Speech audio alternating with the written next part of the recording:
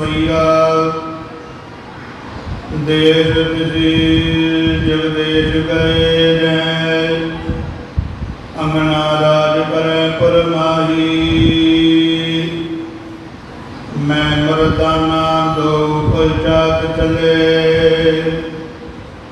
गुरु नानक आगे सो जाही सोइया देश विधि जगदेश गए जय।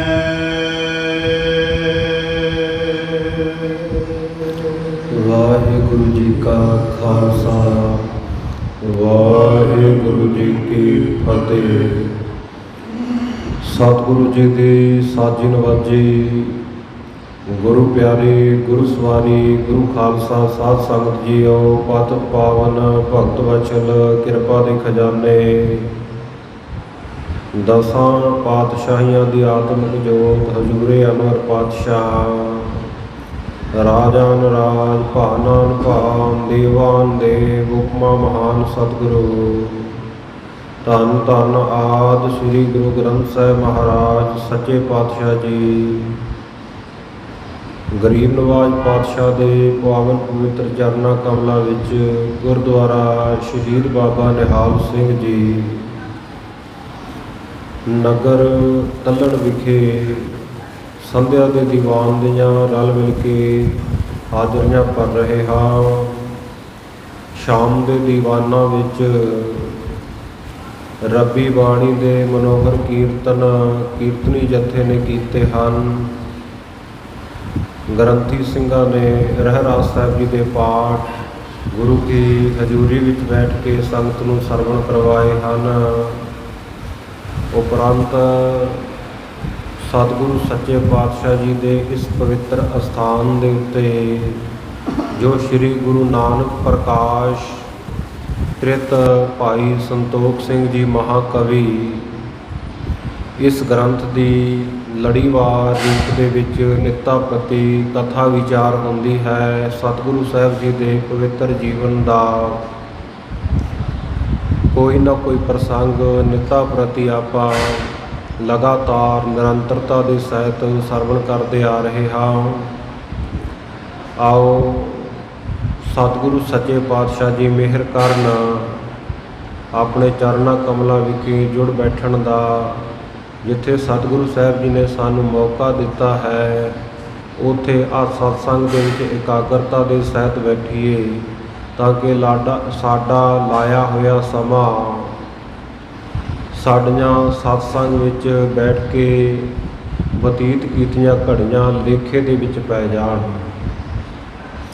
क्योंकि गुरु की हाजिर हजूरी विच बैठ के सतगुरु जी के सरगुण स्वरूप की कथा सरवण करनी ये इकल्ला वाकफियत या जानकारी दे नाल जुड़िया होया विषय नहीं कि सानू इतिहास की सोझी हो जाती है, इतिहास की जानकारी हो जाती है। इतिहास की जानकारी गुरु के शब्द के अर्थां की जानकारी ये तो हुंदी ही है, परंतु नाल ही ये साध संगत जी एक तरह की भगती भी है। क्योंकि जदों गुरु का सिख संगत विच बैठ के सतगुरु साहिब जी की कथा सुनदा उस वेले साडा ध्यान सतगुरु साहिब जी के सरीरक जामे विच आके वरताए हुए कौतुकां दे उत्ते केंद्रित हुंदा है, जिस करके साडा ध्यान बहुत एकाग्रता दे नाल गुरु के चरणों का ध्यान धारी बैठा हुंदा जुड़िया हुंदा है। इस करके कथा जिहड़ी आ ये साध संगत जी इकल्ली जानकारी नहीं सानू प्रदान करती, बल्कि जिन्नी देर तक असी सतगुरु जी के चरणों में बह के कथा सुनते हैं ना वो समा साडा भगती दे विच गिणिया जाता, उन्ना समा असी भगती कर रहे होंगे। क्योंकि भगती की है गुरु चरणों के विच ध्यान नूं जोड़ना, वाहिगुरू के चरणों विच मन नूं एकाग्र करना। तो जिस वेले कथा सुनते हाँ सतगुरु साहिब जी ने आह कौतुक कीते, सतगुरु जी इत्थे गए, सतगुरु साहिब जी ने इस मनुख नूं तारिया, इस जीव की कल्याण कीती, साडा ध्यान सहजे ही ਉਹ ਇਤਿਹਾਸ ਦੀ ਵਾਰਤਾ ਦੇ ਵਿੱਚ ਇਕਾਗਰ ਹੋ ਜਾਂਦਾ ਹੈ ਤੇ ਧਿਆਨ ਅਸੀਂ ਧਾਰਿਆ ਹੁੰਦਾ ਹੈ ਸਤਿਗੁਰੂ ਸਾਹਿਬ ਜੀ ਦਾ, ਕਿਉਂਕਿ ਸਤਿਗੁਰੂ ਦੀ ਗੱਲ ਹੋ ਰਹੀ ਹੁੰਦੀ ਹੈ।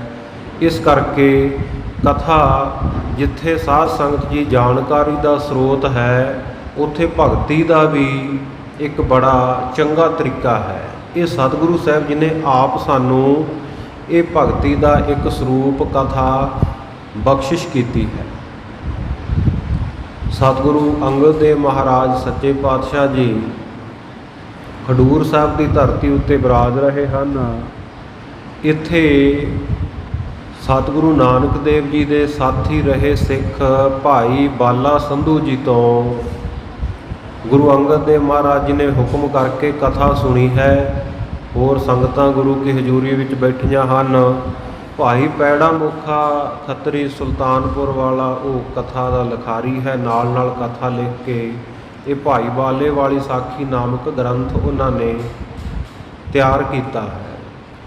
ਇਸੇ ਭਾਈ ਬਾਲੇ ਵਾਲੀ ਜਨਮ ਸਾਖੀ ਨੂੰ ਆਧਾਰ ਬਣਾ ਕੇ ਚੂੜਾਮਣੀ ਕਵੀ ਭਾਈ ਸੰਤੋਖ ਸਿੰਘ ਜੀ ਨੇ ਸੁੰਦਰ ਛੰਦਾਬੰਦੀ ਦੇ ਅੰਦਰ ਸੋਹਣੇ ਛੰਦ ਰਚ ਕੇ ਸਤਿਗੁਰੂ ਜੀ ਦਾ ਇਤਿਹਾਸ ਗੁੰਥਨ ਕੀਤਾ, ਕਥਨ ਕੀਤਾ ਹੈ।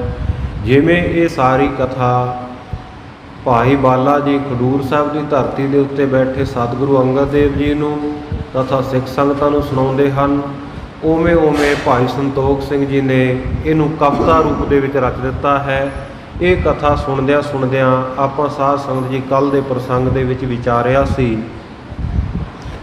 ਕਿ ਸਤਿਗੁਰੂ ਨਾਨਕ ਦੇਵ ਮਹਾਰਾਜ ਸੱਚੇ ਪਾਤਸ਼ਾਹ ਜੀ ਨੇ ਸਮੁੰਦਰ ਨੂੰ ਪਾਰ ਕਰਕੇ ਰਾਜੇ ਸ਼ਿਵਨਾਭ ਨੂੰ ਮਹਾਨ ਉਪਦੇਸ਼ ਦੀ ਬਖਸ਼ਿਸ਼ ਕੀਤੀ ਹੈ। ਕਸ਼ਟ ਯੋਗ ਅਤੇ ਭਗਤ ਯੋਗ ਦੋਵਾਂ ਤੋਂ ਵਾਕਫੀਅਤ ਕਰਵਾਈ ਹੈ, ਕਿਉਂਕਿ ਉਹਨਾਂ ਵੇਲਿਆਂ ਦੇ ਵਿੱਚ ਜਿਸ ਵੇਲੇ ਸਤਿਗੁਰੂ ਨਾਨਕ ਦੇਵ ਮਹਾਰਾਜ ਦਾ ਆਗਮਨ ਹੋਇਆ ਇਸ ਧਰਤੀ ਦੇ ਉੱਤੇ, ਸਾਧ ਸੰਗਤ ਜੀ ਲੋਧੀ ਵੰਸ਼ ਦਾ, ਲੋਧੀ ਖਾਨਦਾਨ ਦਾ ਰਾਜ ਭਾਗ ਸੀ। ਉਹ ਵੀ ਪ੍ਰਜਾ ਉੱਤੇ ਬੜਾ ਜ਼ੁਲਮ ਕਰਦੇ ਹੋਏ ਰਾਜੇ ਸਨ।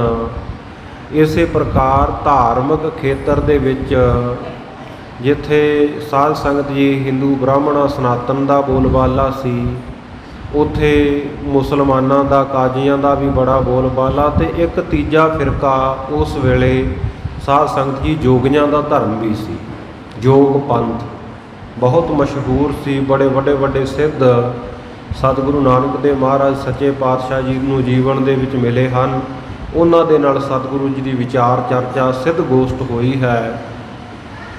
ਜਪਜੀ ਸਾਹਿਬ ਦੀਆਂ ਵੀ ਕਈ ਪੌੜੀਆਂ ਦੇ ਵਿੱਚ ਇਸੇ ਪ੍ਰਕਾਰ ਰਾਮਕਲੀ ਰਾਗ ਦੇ ਵਿੱਚ ਸਿੱਧ ਗੋਸ਼ਟਨਾਮੇ ਬਾਣੀ ਸਤਿਗੁਰੂ ਸਾਹਿਬ ਜੀ ਦੀ ਇਹ ਸਾਨੂੰ ਇਹ ਸਾਰੀ ਵਾਕਫੀਅਤ ਕਰਾਉਂਦੀ ਹੈ। ਸਾਰਾ ਬਿਰਤਾਂਤ ਸਾਡੇ ਅੱਖਾਂ ਦੇ ਸਾਹਮਣੇ ਵਰਣਨ ਕਰਦੀ ਹੈ ਕਿ ਕਿਵੇਂ ਕਿਵੇਂ ਸਿੱਧਾਂ ਜੋਗੀਆਂ ਨੇ, ਜਤੀਆਂ ਨੇ ਸਤਿਗੁਰੂ ਸਾਹਿਬ ਜੀ ਨੂੰ ਸਵਾਲ ਕੀਤੇ ਹੈ ਤਿੱਖੇ, ਅਤੇ ਸਤਿਗੁਰੂ ਸਾਹਿਬ ਜੀ ਨੇ ਕਿਵੇਂ ਸੂਝ-ਬੂਝ ਦੇ ਨਾਲ ਉਹਨਾਂ ਦੇ ਉੱਤਰ ਦਿੱਤੇ।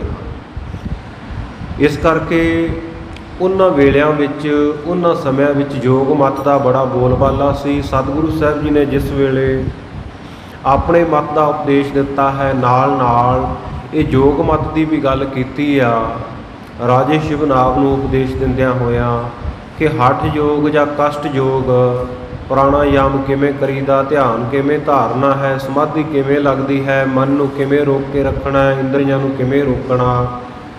ਇਹ ਪਹਿਲਾਂ ਹਠ ਯੋਗ ਦੇ, ਕਸ਼ਟ ਯੋਗ ਦੇ ਅੰਗ ਵਰਣਨ ਕੀਤੇ। ਉਸ ਤੋਂ ਬਾਅਦ ਸੁਖੈਨ ਰਸਤਾ, ਸੁਖਾਲਾ ਰਸਤਾ ਜੋ ਗੁਰਸਿੱਖਾਂ ਨੂੰ ਬਖਸ਼ਿਆ ਭਗਤ ਯੋਗ ਦਾ, ਉਹ ਸਤਿਗੁਰੂ ਸਾਹਿਬ ਜੀ ਨੇ ਰਾਜੇ ਸ਼ਿਵਨਾਭ ਨੂੰ ਉਪਦੇਸ਼ ਬਖਸ਼ਿਆ। ਇਹ ਆਪਾਂ ਪ੍ਰਸੰਗ ਪਿੱਛੇ ਸਰਵਣ ਕਰ ਚੁੱਕੇ ਹਾਂ। ਸਤਿਗੁਰੂ ਸਾਹਿਬ ਜੀ ਦੇ ਹੁਕਮ ਦੇ ਨਾਲ ਰਾਜੇ ਸ਼ਿਵਨਾਭ ਨੇ ਧਰਮਸ਼ਾਲਾ ਬਣਾਈ ਹੈ। ਗੁਰੂ ਕੇ ਲੰਗਰ ਚੱਲਦੇ ਹਨ, ਜਿੱਥੇ 21 ਮਣ ਲੂਣ ਲੰਗਰ ਦੇ ਵਿੱਚ ਰੋਜ਼ਾਨਾ ਲੱਗਦਾ। ਦੇਖੋ ਕਿੰਨਾ ਜ਼ਿਆਦਾ ਵੱਡਾ ਲੰਗਰ ਚੱਲਦਾ ਹੋਏਗਾ। ਅਤੇ ਇਹ ਸਾਧ ਸੰਗਤ ਜੀ ਜਿਹੜਾ ਮਣ ਸ਼ਬਦ ਹੈ, ਇਹ ਵੱਖੋ ਵੱਖਰੇ ਇਲਾਕਿਆਂ ਵਿੱਚ ਇਹਦੇ ਵਜਨ ਦੀ ਗਿਣਤੀ ਵੱਖੋ ਵੱਖਰੀ ਹੈ। ਤੁਰਕਾਂ ਦਾ ਵੀ ਇੱਥੇ ਰਾਜ ਰਿਹਾ ਹੈ।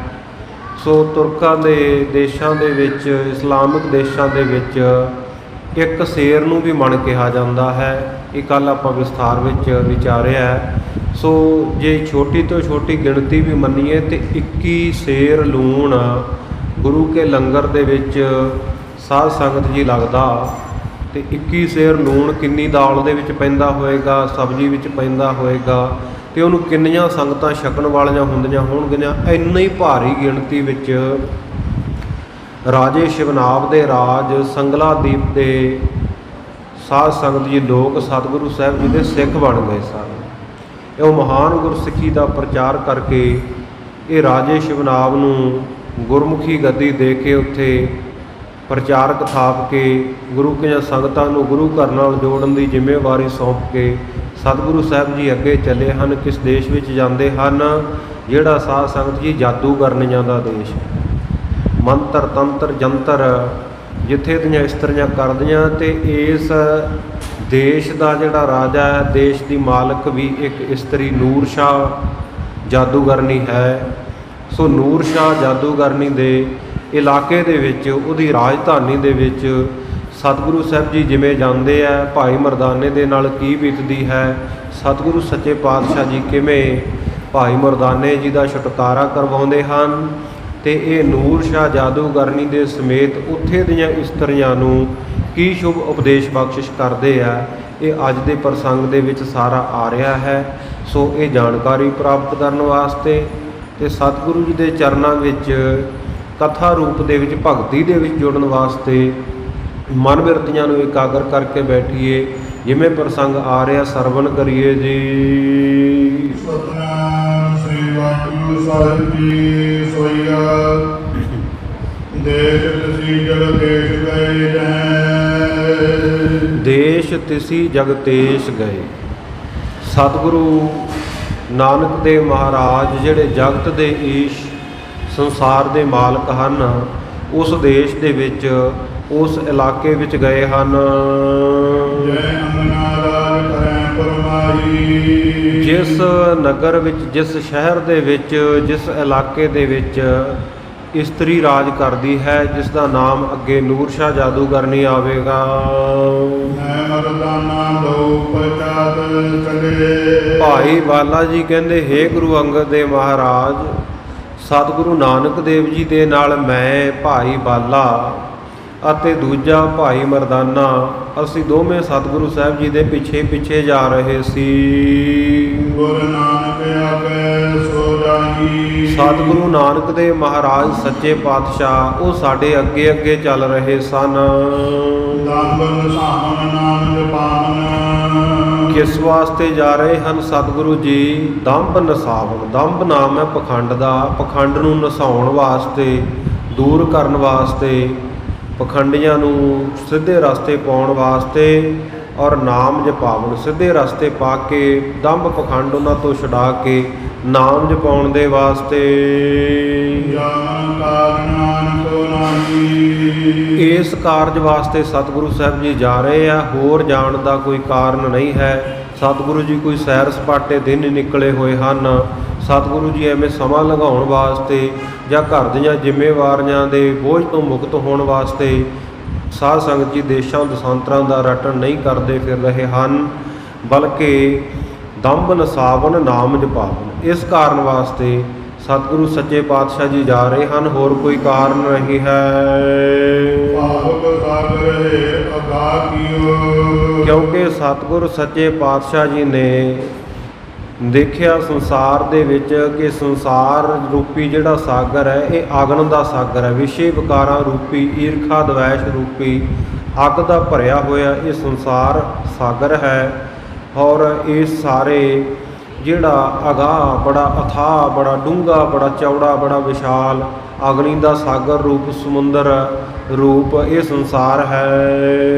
ਹਰ ਕੀਰਤ ਸੇਤ ਕੋ ਤਾਹੀ। ਕੀਓ ਹਰ ਕੀਰਤ ਸੇਤ ਕੋ ਤਾਹੀ। ਸਤਿਗੁਰੂ ਸਾਹਿਬ ਜੀ ਨੇ ਇਹ ਅਗਨ ਸਾਗਰ ਤੋਂ ਪਾਰ ਲੰਘਾਉਣ ਵਾਸਤੇ ਵਾਹਿਗੁਰੂ ਪਰਮੇਸ਼ਰ ਦੀ ਮਹਿਮਾ, ਵਾਹਿਗੁਰੂ ਪਰਮੇਸ਼ਰ ਦੀ ਕੀਰਤੀ, ਵਾਹਿਗੁਰੂ ਦਾ ਕੀਰਤਨ, ਵਾਹਿਗੁਰੂ ਦੀ ਉਸਤਤ ਵਡਿਆਈ ਰੂਪੀ ਜਿਹੜਾ ਪੁਲ ਹੈ, ਉਹ ਸਾਧ ਸੰਗਤ ਜੀ ਇਸ ਅਗਨ ਦੇ ਸਾਗਰ ਸੰਸਾਰ ਤੋਂ ਪਾਰ ਕਰਨ ਵਾਸਤੇ ਬਣਾਇਆ ਹੈ। ਔਰ ਨਾਮ ਨਰੇਸ਼ਨ ਇਹ ਜਿਹੜਾ ਸਾਧ ਸੰਗਤ ਜੀ ਸ਼ਹਿਰ ਹੈ, ਜਿਹੜਾ ਇਲਾਕਾ ਜਿੱਥੇ ਸਤਿਗੁਰੂ ਸਾਹਿਬ ਜੀ ਭਾਈ ਬਾਲਾ ਭਾਈ ਮਰਦਾਨਾ ਦੇ ਸਹਿਤ ਹੁਣ ਪਹੁੰਚੇ ਹਨ, ਰਾਜੇ ਸ਼ਿਵਨਾਭ ਨੂੰ ਨਿਹਾਲ ਕਰਨ ਤੋਂ ਉਪਰੰਤ ਇਹ ਜਿਹੜਾ ਸ਼ਹਿਰ ਬਹੁਤ ਵੱਡਾ ਵਿਸ਼ਾਲ ਸ਼ਹਿਰ ਹੈ, ਵੱਡਾ ਨਗਰ ਹੈ। ਔਰ ਇੱਥੋਂ ਦੀ ਜਿਹੜੀ ਨਰੇਸ਼ਨ, ਜਿਹੜਾ ਰਾਜਾ ਹੈ, ਇੱਥੋਂ ਦੇ ਰਾਜ ਭਾਗ ਦੀ ਮਾਲਕ ਇੱਕ ਇਸਤਰੀ ਹੈ। ਉਸ ਸ਼ਹਿਰ ਦੇ ਵਿੱਚ ਮੁਕਤੀ ਦਾਤੇ ਸਤਿਗੁਰੂ ਨਾਨਕ ਦੇਵ ਜੀ ਗਏ ਹਨ।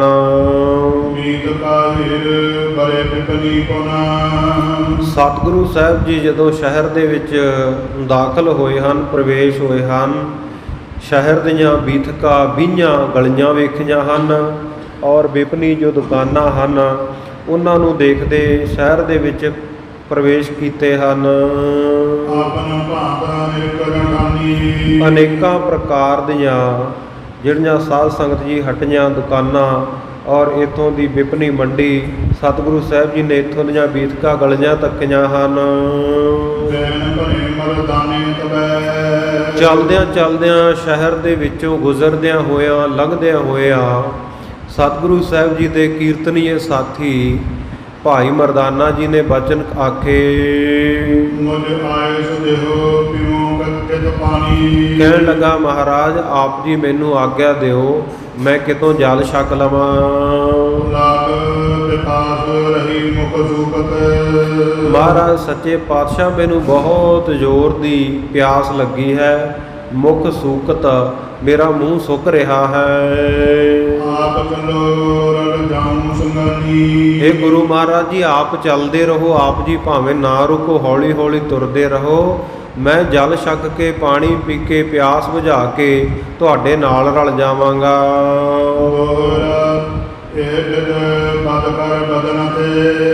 ਇਸ ਪ੍ਰਕਾਰ ਸਤਿਗੁਰੂ ਸੱਚੇ ਪਾਤਸ਼ਾਹ ਜੀ ਨੂੰ ਬੇਨਤੀ ਕਰਕੇ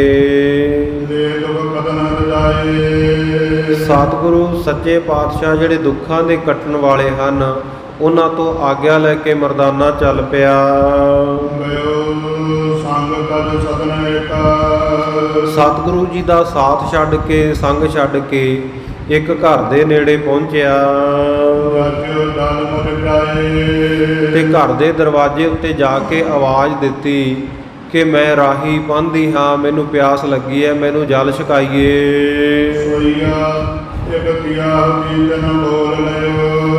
ਉਸ ਵੇਲੇ ਉਹ ਘਰ ਦੇ ਵਿੱਚ ਇੱਕ ਇਸਤਰੀ ਸੀ, ਇੱਕ ਔਰਤ ਸੀ। ਉਹਨੇ ਉਸ ਵੇਲੇ ਭਾਈ ਮਰਦਾਨੇ ਨੂੰ ਆਵਾਜ਼ ਦਿੱਤੀ, ਕਹਿਣ ਲੱਗੀ, ਹੇ ਰਾਹੀਆ, ਤੂੰ ਅੰਦਰ ਆ ਕੇ ਮੇਰੇ ਘਰ ਦੇ ਜਲ ਛਕ ਲੈ। ਤੇ ਨਾਲ ਹੀ ਪੁੱਛਦੀ ਹੈ, ਤੂੰ ਕਿਹੜੇ ਦੇਸ਼ ਦਾ ਰਹਿਣ ਵਾਲਾ ਹੈ ਤੇ ਕਿੱਧਰ ਨੂੰ ਜਾ ਰਿਹਾ ਹੈ। ਇਹ ਸਿਆਣੇ ਰਾਹੀ, ਇਹ ਸਿਆਣੇ ਸੰਤ, ਮੈਨੂੰ ਆਪਣਾ ਨਾਮ ਵੀ ਬੋਲ ਕੇ ਦੱਸ ਦੇ, ਕਿਉਂਕਿ ਮੈਂ ਤੇਰਾ ਰੂਪ, ਤੇਰਾ ਸਰੀਰ ਇਹ ਪਹਿਲੀ ਵਾਰੀ ਇਹੋ ਜਿਹਾ ਦੇਖਿਆ। ਸਾਡੇ ਇੱਦਾਂ ਦੇ ਮਨੁੱਖ ਨਹੀਂ, ਸੋਹਣੇ ਸੁਨੱਖੇ, ਅਨੂਪਮ ਹੀ ਤੇਰਾ ਰੂਪ ਹੈ, ਮੈਂ ਪਹਿਲੀ ਵਾਰੀ ਦੇਖਿਆ ਹੈ ਤੈਨੂੰ। ਇਉਂ ਬਚਨ ਕਹਿ ਕੇ ਭਾਈ ਮਰਦਾਨੇ ਦਾ ਬੜਾ ਸਨਮਾਨ ਆਦਰ ਸਤਿਕਾਰ ਕੀਤਾ। ਤੇ ਇਹ ਸੁਣ ਕੇ ਭਾਈ ਮਰਦਾਨਾ ਜੀ ਉਹਦੇ ਘਰ ਦਾ ਬੂਹਾ ਲੰਘ ਕੇ, ਦਰਵਾਜ਼ਾ ਲੰਘ ਕੇ ਅੰਦਰ ਚਲੇ ਗਏ। ਤੇ ਉੱਥੇ ਜਿਹੜਾ ਪਲੰਗ ਮੰਜਾ ਡਾਇਆ ਹੋਇਆ ਸੀ, ਉਹਦੇ ਉੱਤੇ ਭਾਈ ਮਰਦਾਨਾ ਜੀ ਬੈਠ ਗਏ ਤੇ ਕਹਿਣ ਲੱਗੇ, ਬੀਬੀ ਜੀ, ਭੈਣ ਜੀ, ਮੇਰਾ ਦੇਸ਼ ਪੰਜਾਬ ਜਾਣੋ, ਦੂਰ ਹੈ ਇਸ ਧਰਤੀ ਤੋਂ ਬਹੁਤ। ਉੱਥੋਂ ਚੱਲ ਕੇ ਅਸੀਂ ਆਏ ਹਾਂ ਤੇ ਮੇਰਾ ਨਾਮ ਮਰਦਾਨਾ ਹੈ। ਮੇਰੇ ਨਾਲ ਮੇਰੇ ਸਤਿਗੁਰੂ ਨਾਨਕ ਦੇਵ ਜੀ ਹਨ, ਭਾਈ ਬਾਲਾ ਜੀ, ਅਸੀਂ, ਮੇਰੇ ਦੋ ਸਾਥੀ ਹੋਰ ਹਨ ਤੇ ਅਸੀਂ ਇਸ ਇਲਾਕੇ ਵਿੱਚ ਜਾਂ ਹੋਰ ਇਲਾਕਿਆਂ ਦੇ ਵਿੱਚ, ਵੱਖ-ਵੱਖ ਇਲਾਕਿਆਂ ਦੇ ਵਿੱਚ, ਕਾਰਨ ਸਾਡਾ ਕੀ ਹੈ ਆਉਣ ਦਾ, ਦੇਸ਼ਨ ਦੇਖਣ।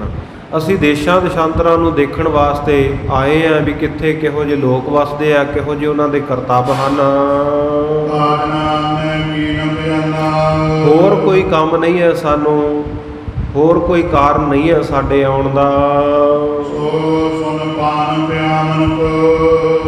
ਸੋ ਸੁਨ ਪਾਨ ਪਿਆਵਨ ਕੇ ਮਿਸ ਨਾਮ ਹੈ ਬਹਾਨੇ ਦਾ। ਇਸ ਤਰ੍ਹਾਂ ਭਾਈ ਮਰਦਾਨਾ ਜੀ ਦੀਆਂ ਗੱਲਾਂ ਸੁਣ ਕੇ, ਬਚਨ ਸੁਣ ਕੇ ਉਹ ਇਸਤਰੀ ਪਾਣੀ ਪਿਆਉਣ ਦੇ ਬਹਾਨੇ ਅੰਦਰ ਗਈ। ਇੱਕ ਜਾਦੂ ਟੂਣਾ ਉਹਨੇ ਕੀਤਾ, ਜੰਤਰ ਪੜ੍ਹਿਆ, ਮੰਤਰ ਪੜ੍ਹਿਆ ਤੇ ਤੰਤਰ ਕੇ ਨਾ ਇੱਕ ਧਾਗਾ ਗੰਢਣ ਜਾਂ ਦੇ ਕੇ ਭਾਈ ਮਰਦਾਨੇ ਦੇ ਆ ਕੇ ਗਲ ਵਿੱਚ ਪਾ ਦਿੱਤਾ।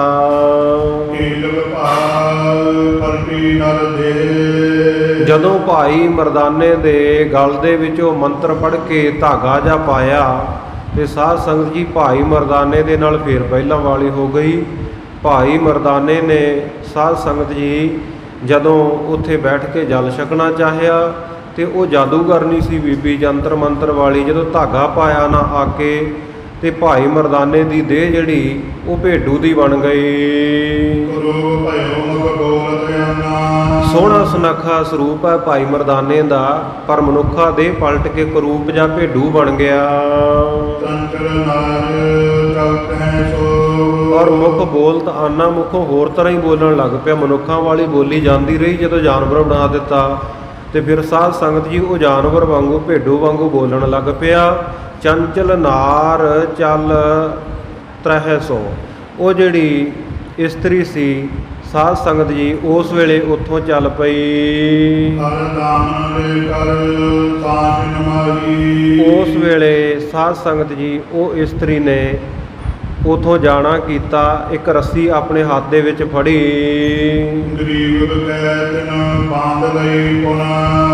ਉਹਨੇ ਉਹ ਰੱਸੀ ਭਾਈ ਮਰਦਾਨਾ ਜਿਹੜਾ ਭੇਡੂ ਬਣਿਆ ਹੋਇਆ ਉਹਦੇ ਗਲ ਦੇ ਵਿੱਚ ਬੰਨ੍ਹ ਲਈ। ਜਿੱਥੇ ਸਾਧ ਸੰਗਤ ਜੀ ਘਰ ਦੇ ਵਿੱਚ ਇੱਕ ਕਿੱਲਾ ਕੱਢਿਆ ਹੋਇਆ ਸੀ ਨਾ, ਮੇਖ ਗੱਡੀ ਹੋਈ ਸੀ, ਸੋ ਉਸ ਮੇਖ ਦੇ ਨਾਲ, ਉਸ ਕਿੱਲੇ ਦੇ ਨਾਲ ਭਾਈ ਮਰਦਾਨੇ ਦੇ ਗਲ ਵਿੱਚ ਪਾ ਕੇ ਰੱਸਾ ਭਾਈ ਮਰਦਾਨੇ ਨੂੰ ਭੇਡੂ ਬਣੇ ਨੂੰ ਬੰਨ੍ਹ ਦਿੱਤਾ ਤੇ ਆਪ ਆਪਣੇ ਸਿਰ ਦੇ ਉੱਤੇ ਘੜਾ ਰੱਖ ਕੇ ਘਰ ਤੋਂ ਬਾਹਰ ਚਲੀ ਗਈ। ਜਿੱਥੇ ਉਦਪਾਨ ਨਾਮ ਖੂਹ ਹੈ, ਜਿੱਥੇ ਖੂਹ ਸੀ ਨਾ ਉਸ ਪਾਸੇ ਜਲ ਭਰਨ ਵਾਸਤੇ ਸਿਰ ਦੇ ਉੱਤੇ ਘੜਾ ਚੁੱਕ ਕੇ ਚਲੀ ਗਈ।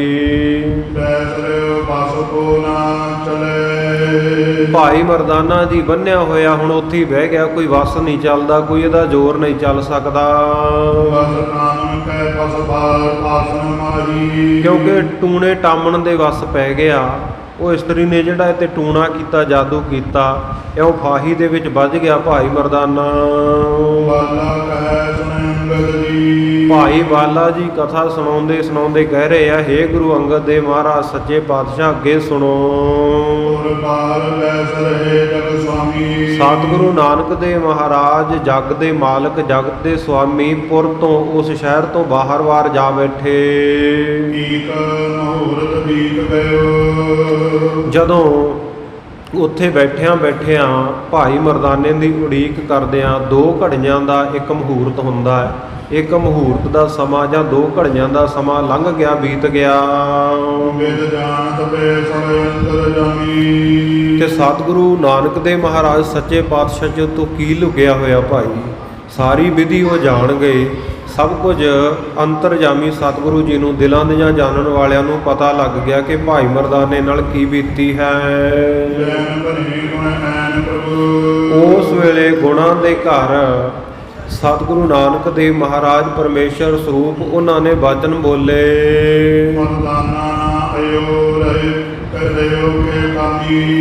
ਕਹਿਣ ਲੱਗੇ ਮਰਦਾਨਾ ਹੁਣ ਤੱਕ ਨਹੀਂ ਆਇਆ, ਕਿਹੜੇ ਕੰਮ ਲੱਗ ਗਿਆ, ਕਿੱਥੇ ਰਹਿ ਗਿਆ ਹੈ। ਸਤਿਗੁਰੂ ਜੀ ਕਹਿੰਦੇ ਕਿਤੇ ਮਰਦਾਨੇ ਦੇ ਨਾਲ ਜਿਵੇਂ ਪਹਿਲਾਂ ਹੋਈ ਸੀ ਉਸੇ ਤਰ੍ਹਾਂ ਤਾਂ ਨਹੀਂ ਹੋ ਗਿਆ, ਕਿਉਂਕਿ ਭਾਈ ਵਾਲੇ ਇਹ ਜਿਹੜੀ ਨਗਰੀ ਆ ਨਾ, ਇਹ ਸਾਰਾ ਸ਼ਹਿਰ ਆ ਜਿਹੜਾ ਇਹ ਵੀ ਕੱਚੇ ਪਿੱਲਿਆਂ ਦਾ ਹੈ। ਇਸ ਇਸ ਸ਼ਹਿਰ ਦੇ ਜਿਹੜੇ ਲੋਕ ਆ ਨਾ, ਰਹਿਣ ਵਾਲੇ ਨਿਵਾਸੀ ਆ, ਇਹ ਨਗੋਰੇ ਆ, ਗੁਰੂ ਤੋਂ ਹੀਣੇ ਆ।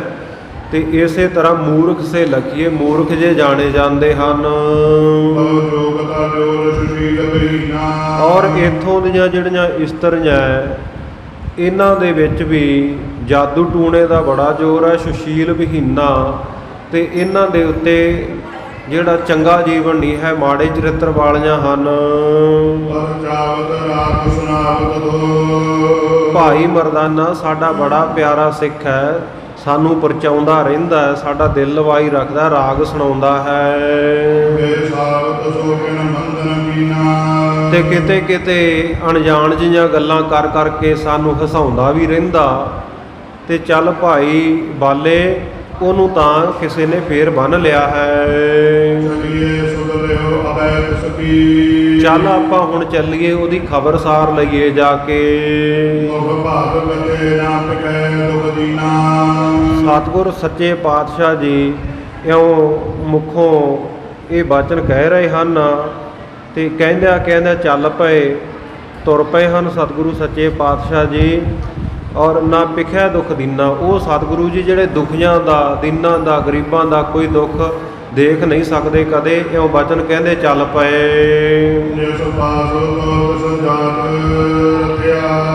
ਜਿਸ ਪਾਸੇ ਸਾਧ ਸੰਗਤ ਜੀ ਉਸ ਘਰ ਦੇ ਵਿੱਚ ਨਿਵਾਸ ਸੀ ਜਿੱਥੇ ਭਾਈ ਮਰਦਾਨੇ ਨੂੰ ਬੰਨ੍ਹਿਆ ਹੋਇਆ ਸੀ, ਉਸ ਪਾਸੇ ਨੂੰ ਤੁਰੇ ਹਨ ਸਤਿਗੁਰੂ ਜੀ।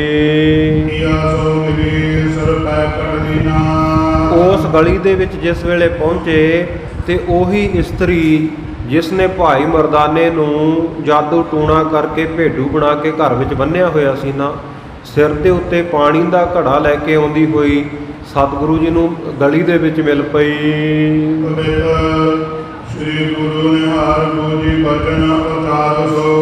ਸਤਿਗੁਰੂ ਸੱਚੇ ਪਾਤਸ਼ਾਹ ਜੀ ਨੇ ਜਦੋਂ ਉਸ ਇਸਤਰੀ ਨੂੰ ਦੇਖਿਆ ਤੇ ਉਹਨੂੰ ਪੁੱਛਣ ਵਾਸਤੇ ਬਚਨ ਉਚਾਰੇ।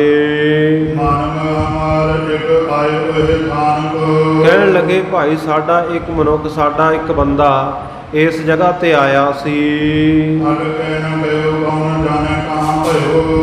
ਪਰ ਕਹਿੰਦੇ ਇਧਰੋਂ ਵਾਪਸ ਮੁੜ ਕੇ ਨਹੀਂ ਹੋ ਗਿਆ।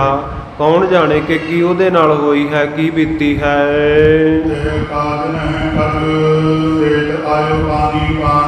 ਸਤਿਗੁਰੂ ਜੀ ਕਹਿੰਦੇ ਉਹਨੂੰ ਹੋਰ ਤਾਂ ਕੋਈ ਕੰਮ ਨਹੀਂ ਸੀ, ਬਲਕਿ ਸਿਰਫ ਜਲ ਛਕਣ ਵਾਸਤੇ ਹੀ ਆਇਆ ਸੀ।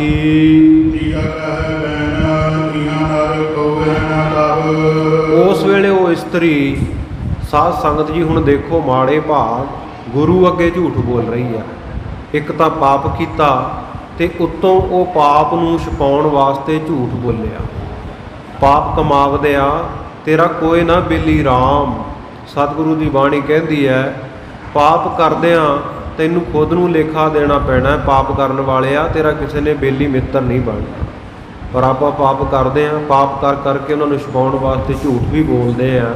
ਇਹ ਇਸਤਰੀ ਨੂੰ ਜਦੋਂ ਸਤਿਗੁਰੂ ਨੇ ਪੁੱਛਿਆ ਵੀ ਸਾਡਾ ਸਾਥੀ, ਸਾਡਾ ਇੱਕ ਬੰਦਾ ਇੱਧਰ ਜਲ ਛਕਣ ਲਈ ਆਇਆ ਸੀ, ਕੀ ਤੂੰ ਉਹਨੂੰ ਦੇਖਿਆ? ਉਹਨੂੰ ਹੋਰ ਕੋਈ ਕੰਮ ਨਹੀਂ ਸੀ, ਜਲ ਹੀ ਛਕਣਾ ਸੀ, ਹੋਰ ਕਿਤੇ ਰੁਕ ਤਾਂ ਸਕਦਾ ਨਹੀਂ। ਪਰ ਪਤਾ ਨਹੀਂ ਉਹਦੇ ਨਾਲ ਕੀ ਬੀਤੀ ਹੈ, ਕਿੱਥੇ ਹੈ, ਕਿਹੜੇ ਹਾਲ ਵਿੱਚ ਹੈ।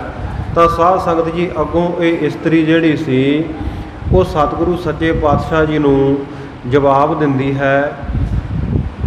ਇਹ ਇਸਤਰੀ ਨੇ ਜਿਹੜੇ ਬਚਨ ਆਖੇ,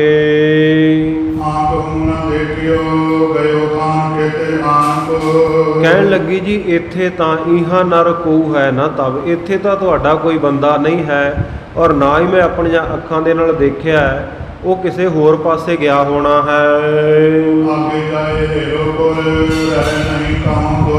ਅੱਗੇ ਜਾ ਕੇ ਨਗਰ ਦੇ ਵਿੱਚ, ਸ਼ਹਿਰ ਦੇ ਵਿੱਚ ਦੇਖ ਲਓ, ਤੁਹਾਡਾ ਜਿਹੜਾ ਸਾਥੀ ਹੈ, ਤੁਹਾਡਾ ਬੰਦਾ ਹੈ, ਉਹ ਕਹਿੰਦੇ ਐਵੇਂ ਇੱਥੇ ਕਿਤੇ ਲੁਕਿਆ ਛੁਪਿਆ ਤਾਂ ਨਹੀਂ ਹੈ।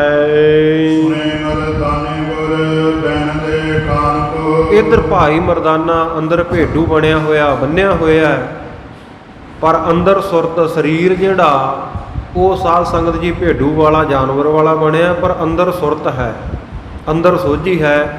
ਇਹਨੇ ਸਤਿਗੁਰੂ ਸਾਹਿਬ ਜੀ ਦੇ ਬਚਨਾਂ ਨੂੰ ਕੰਨੀ ਸੁਣ ਲਿਆ।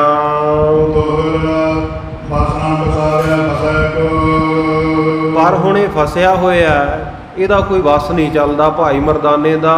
ਮਨੁੱਖਾਂ ਵਾਲਾ ਸਰੀਰ ਨਹੀਂ, ਬੋਲ ਕੇ ਵੀ ਦੱਸ ਨਹੀਂ ਸਕਦਾ। ਵਾਸ ਵੇਲੇ ਬੰਦਾ ਘਰ ਦੇ ਵਿੱਚ ਬੰਨਿਆ ਹੋਇਆ ਹੈ, ਮੂੰਹੋਂ ਮਨੁੱਖਾਂ ਵਾਂਗੂ ਤਾਂ ਬੋਲ ਕੇ ਨਹੀਂ ਦੱਸ ਸਕਦਾ, ਪਰ ਜਿਹੜੀ ਉਹ ਜਾਨਵਰ ਭੇਡੂ ਦੀ ਆਵਾਜ਼ ਆ, ਭੈਂ ਭੈਂ ਕਰਕੇ ਆਵਾਜ਼ ਸੁਣਾਉਂਦਾ ਸਤਿਗੁਰੂ ਨੂੰ। ਭਗਤਾਂ ਦੇ ਵਸ਼ਲ, ਭਗਤਾਂ ਦੀ ਰੱਖਿਆ ਕਰਨ ਵਾਲੇ, ਭਗਤਾਂ ਦੇ ਪਿਆਰੇ ਸਤਿਗੁਰੂ ਨਾਨਕ ਦੇਵ ਮਹਾਰਾਜ ਦੇ ਕੰਨਾਂ ਵਿੱਚ ਆਵਾਜ਼ ਪੈ ਜਾਵੇ, ਇਉਂ ਉੱਚੀ ਉੱਚੀ ਭਿਆਂ ਭਿਆਂ ਦੀ ਆਵਾਜ਼ ਕੱਢਦਾ ਹੈ।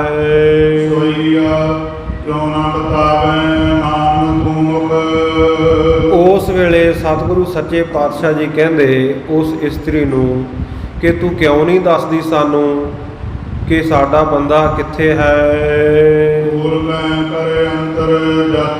ਤੂੰ ਆਪਣੇ ਮੂੰਹੋਂ ਝੂਠ ਬੋਲ ਰਹੀ ਹੈ, ਝੂਠ ਕਹਿੰਦੀ ਆ ਸਾਡੇ ਅੱਗੇ, ਪਰ ਅਸੀਂ ਜਾਣ ਲਿਆ ਕਿ ਸਾਡਾ ਮਰਦਾਨਾ ਤੇਰੇ ਘਰ ਅੰਦਰ ਹੀ ਹੈ। ਇਸੇ ਜਗ੍ਹਾ ਤੇ ਹੈ, ਅਸੀਂ ਆਪਣੇ ਕੰਨੀ ਉਹਦੀ ਆਵਾਜ਼ ਸੁਣੀ ਹੈ। ਔਰ ਜਲ ਪਾਨ ਕਰਨ ਵਾਸਤੇ, ਪਾਣੀ ਪੀਣ ਵਾਸਤੇ, ਜਲ ਛਕਣ ਵਾਸਤੇ ਤਿਹਾਇਆ ਸੀ, ਇਹ ਤੇਰੇ ਘਰ ਹੀ ਵੜਿਆ ਸੀ। ਉਸ ਵੇਲੇ ਇਸਤਰੀ ਅੱਗੋਂ ਸਤਿਗੁਰੂ ਨੂੰ ਕਹਿਣ ਲੱਗੀ, ਜੇ ਤੁਹਾਨੂੰ ਮੇਰੀ ਗੱਲ ਤੇ ਪ੍ਰਤੀਤ ਵਿਸ਼ਵਾਸ ਯਕੀਨ ਨਹੀਂ ਹੈ ਤੇ ਤੁਸੀਂ ਫਿਰ ਮੇਰੇ ਘਰ ਦੇ ਅੰਦਰ ਜਾ ਕੇ ਦੇਖ ਲਓ, ਮੇਰੇ ਕਹੇ ਤੇ ਤਾਂ ਤੁਹਾਨੂੰ ਯਕੀਨ ਨਹੀਂ। ਮੈਂ ਕਿਤੇ ਤੁਹਾਡਾ ਸਾਥੀ ਆਪਣੇ ਘਰ ਵਿੱਚ ਲੁਕਾ ਕੇ ਰੱਖਿਆ ਹੋਇਆ ਹੈ। ਮੈਂ ਬੋਲ ਰਹੀ ਹਾਂ ਵੀ ਮੇਰੇ ਘਰ ਨਹੀਂ ਹੈ ਤੇ ਤੁਹਾਨੂੰ ਪ੍ਰਤੀਤ ਹੀ ਨਹੀਂ ਆਉਂਦੀ, ਤੁਹਾਨੂੰ ਪ੍ਰਤੀਤ ਨਹੀਂ ਪੈਂਦੀ, ਵਿਸ਼ਵਾਸ ਨਹੀਂ ਵੱਧਦਾ। ਇਸ ਚੰਚਲ ਇਸਤਰੀ ਦੇ, ਬਹੁਤ ਤੇਜ਼ ਤਰਾਰ ਇਸਤਰੀ ਦੇ ਚਰਿੱਤਰ ਨੂੰ ਦੇਖ ਕੇ ਸਤਿਗੁਰੂ ਜੀ ਨੇ ਜਾਣ ਲਿਆ ਕਿ ਇਹ ਇਸਤਰੀ ਚਰਿੱਤਰ ਕਰ ਰਹੀ ਆ, ਤੇ ਇਸ ਪ੍ਰਕਾਰ ਇਹਦਾ ਜਿਹੜਾ ਸੀਲ ਸਤ, ਇਹ ਜਤ ਸਤ ਹੈ, ਇਹ ਨਾਸ਼ ਹੋਇਆ ਹੋਇਆ ਹੈ। ਉਸ ਵੇਲੇ ਆਪਣੇ ਕਮਲ ਵਰਗੇ ਮੁਖੜੇ ਤੋਂ ਸਤਿਗੁਰੂ ਨਾਨਕ ਦੇਵ ਮਹਾਰਾਜ ਜੀ ਨੇ ਇੱਕ ਸ਼ਲੋਕ ਉਚਾਰਨ ਕੀਤਾ ਔਰ ਸਤਿਗੁਰੂ ਸੱਚੇ ਪਾਤਸ਼ਾਹ ਜੀ ਨੇ ਆਪਣੀ ਸ਼ਕਤੀ ਅਜ਼ਮਤ ਉੱਥੇ ਦਿਖਾ ਦਿੱਤੀ। ਸ਼ਲੋਕ ਕਲਰ ਕੀ ਬਣ ਜਾਰੀਆ। ਸਤਿਗੁਰੂ ਸੱਚੇ ਪਾਤਸ਼ਾਹ ਨੇ ਉੱਥੇ ਸ਼ਲੋਕ ਉਚਾਰਨ ਕੀਤਾ, ਕਲਰ ਕੀ ਬਣ ਜਾਰੀਆ। ਸਤਿਗੁਰੂ ਸੱਚੇ ਪਾਤਸ਼ਾਹ ਕਹਿਣ ਲੱਗੇ ਕਿ ਜਿਹੜੀਆਂ ਇਸ ਨਗਰ ਦੀਆਂ ਇਸਤਰੀਆਂ ਨਾ, ਉਹ ਕੱਲਰ ਦੀਆਂ ਵਣਜਾਰੀਆਂ, ਕੱਲਰ ਦਾ ਵਪਾਰ ਹੁਣ ਕੌਣ ਕਰਦਾ ਹੁੰਦਾ ਭਾਈ। ਕੱਲਰ ਦੇ ਵਿੱਚੋਂ ਜਿੱਥੇ ਕੱਲਰੀ ਧਰਤੀ ਆ, ਉੱਥੋਂ ਕਿਸੇ ਨੇ ਕੀ ਪ੍ਰਾਪਤ ਕਰ ਲੈਣਾ। ਉਹ ਖੇਤ ਨੂੰ, ਉਹ ਜ਼ਮੀਨ ਨੂੰ, ਕੱਲਰ ਵਾਲੀ ਨੂੰ ਕੌਣ ਖਰੀਦਦਾ।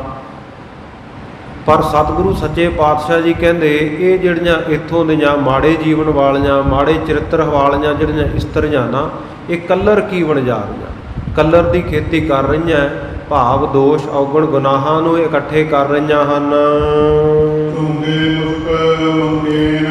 ਕੱਲਰ ਦਾ ਵਪਾਰ ਕਰਦੀਆਂ ਤੇ ਮੰਗਦੀਆਂ ਕੀ ਹੈ, ਝੁੰਗੇ ਮੁਸ਼ਕ ਮੰਗੇਨ। ਹਿਰਦੇ ਰੂਪੀ ਜਿਹੜਾ ਝੁੰਗਾ ਝੋਲੀ ਆ ਨਾ, ਉਹਦੇ ਵਿੱਚ ਕਸਤੂਰੀ ਚਾਹੁੰਦੀਆਂ।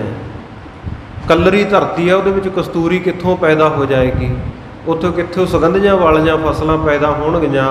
ਸਤਿਗੁਰੂ ਜੀ ਕਹਿੰਦੇ ਕਰਮ ਤਾਂ ਇਹਨਾਂ ਦੇ ਮਾੜੇ ਆ, ਪਰ ਚਾਹੁੰਦੀਆਂ ਨੇ ਕਿ ਸਾਡਾ ਭਲਾ ਹੋਵੇ। ਜਾਦੂ ਟੂਣੇ ਕਰਦੀਆਂ, ਹੋਰ ਮਾੜੇ ਕੋ ਕਰਮ ਕਰਦੀਆਂ ਹਨ। ਕੱਲਰ ਕੀ ਵਣਜਾਰੀਆਂ, ਝੁੰਗੇ ਮੁਸ਼ਕ ਮੰਗੇਨ। ਕੱਲਰ ਦਾ ਵਪਾਰ ਕਰਨ ਵਾਲੀਆਂ ਤੇ ਚਾਹੁੰਦੀਆਂ ਹਨ ਸੁਗੰਧੀਆਂ ਦੀ ਪ੍ਰਾਪਤੀ। ਸਤਿਗੁਰੂ ਨਾਨਕ ਦੇਵ ਜੀ ਕਹਿੰਦੇ ਸ਼ੁਭ ਅਮਲਾਂ ਤੋਂ ਬਿਨਾਂ, ਸ਼ੁਭ ਕਰਮ ਕੀਤਿਆਂ ਤੋਂ ਬਿਨਾਂ, ਕਿਉਂ ਕਰਕੇ, ਕਿਵੇਂ ਕਰਕੇ ਕੰਤ ਦੇ ਨਾਲ, ਵਾਹਿਗੁਰੂ ਦੇ ਨਾਲ ਮਿਲਾਪ ਹੋਵੇਗਾ। ਜੇ ਮਾੜੇ ਕਰਮ ਵਾਹਿਗੁਰੂ ਨਾਲ ਮਿਲਾਪ ਨਹੀਂ ਹੋ ਸਕਦਾ।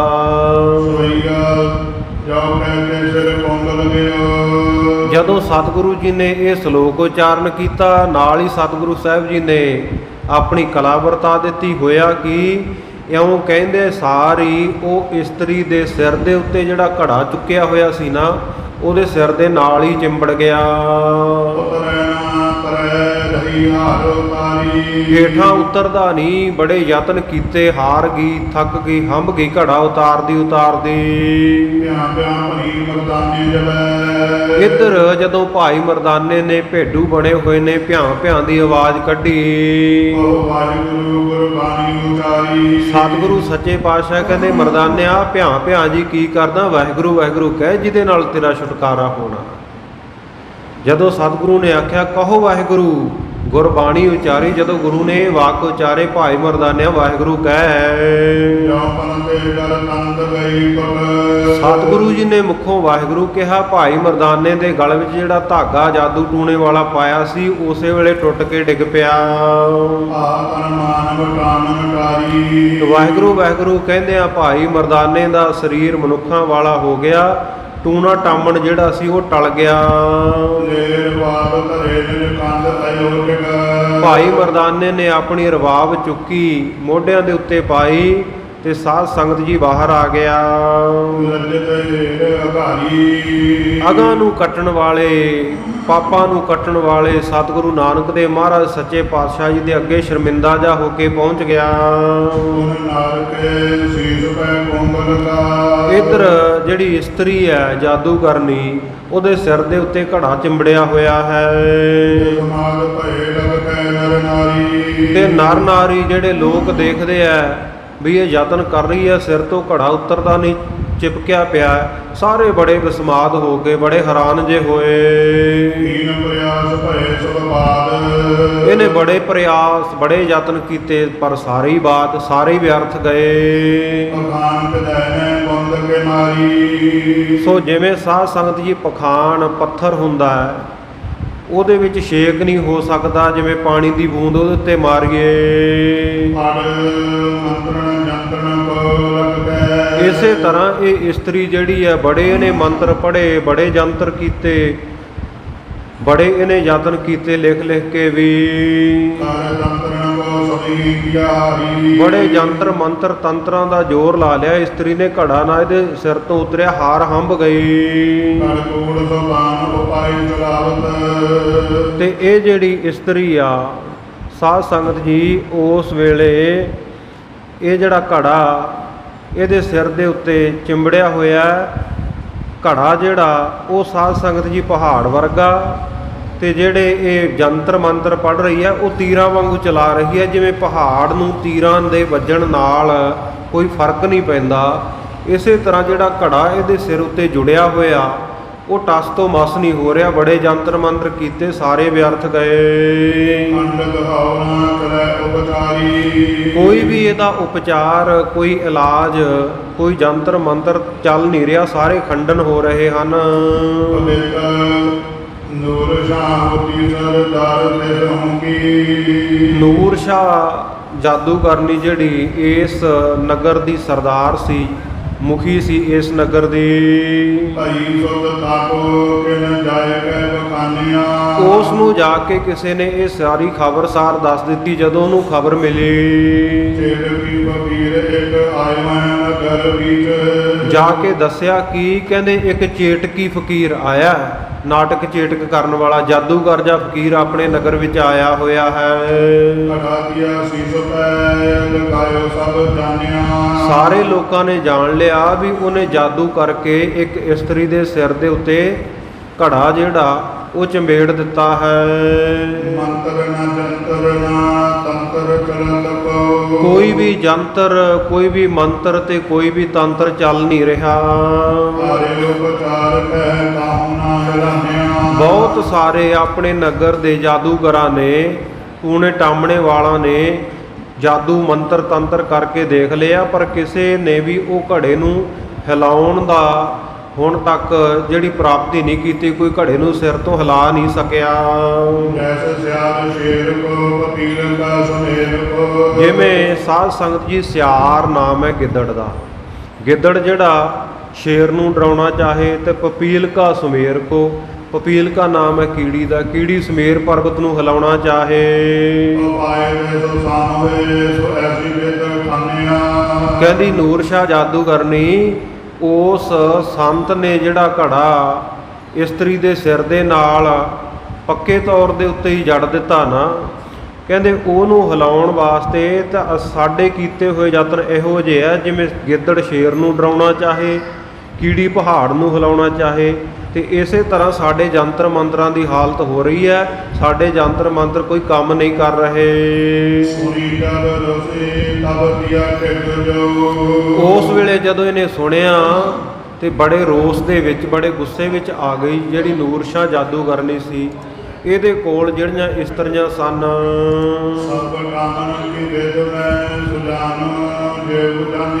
ਜਿਹੜੀਆਂ ਸਭ ਪ੍ਰਕਾਰ ਕਰਕੇ ਟੂਣੇ ਟਾਮਣ ਕਰਨ ਦੇ ਵਿੱਚ ਬੜੀਆਂ ਮਾਹਰ ਸੀ, ਉਹ ਆਪਣੇ ਸਾਹਮਣੇ ਉਹਨੇ ਬੁਲਾ ਲਈਆਂ।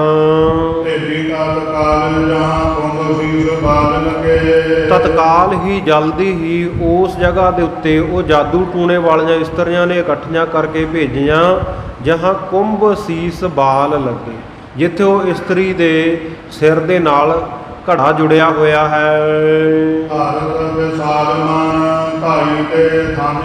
ਬੜਾ ਮਾਣ ਜਾ ਧਾਰ ਕੇ, ਬੜੇ ਹੰਕਾਰ ਦੇ ਸਹਿਤ ਇਹ ਇਸਤਰੀਆਂ ਉਸ ਜਗ੍ਹਾ ਤੇ ਜਾ ਪਹੁੰਚੀਆਂ।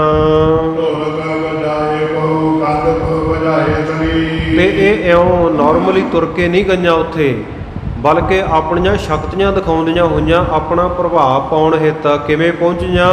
ਕੋਈ ਢੋਲਕੀ ਜੀ ਵਜਾਉਂਦੀ ਜਾਂਦੀ ਹੈ ਔਰ ਕੰਧ ਕੋ ਭਜਾਏ ਚਲੀ, ਕੋਈ ਕੰਧ ਦੇ ਉੱਤੇ ਸਵਾਰੀ ਕੀਤੀ ਹੈ ਤੇ ਘੋੜੇ ਵਾਂਗੂ ਕੰਧ ਨੂੰ ਭਜਾਉਂਦੀ ਹੋਈ ਜਾ ਰਹੀ ਹੈ। ਤੇ ਕੋਈ ਇਸਤਰੀ ਆਪਣੇ ਜੰਤਰ ਮੰਤਰ ਦੇ ਬਲ ਦੇ ਨਾਲ ਮੂੰਹ ਦੇ ਵਿੱਚੋਂ ਅੱਗ ਉਲਸਦੀ ਜਾਂਦੀ ਹੈ। ਕੋਈ ਦਰਖਤ ਦੇ ਉੱਤੇ ਚੜ੍ਹੀ ਆਉਂਦੀ ਹੈ ਤੇ ਕੋਈ ਮਿਰਗਸ਼ਾਲਾ ਦੇ ਉੱਤੇ ਬੈਠੀ ਉੱਡੀ ਆਉਂਦੀ ਹੈ। ਕੋਈ ਮੰਤਰਾਂ ਦੀ ਭੇਟ ਦੇਣ ਦੇ ਵਾਸਤੇ ਆ ਰਹੀ ਹੈ।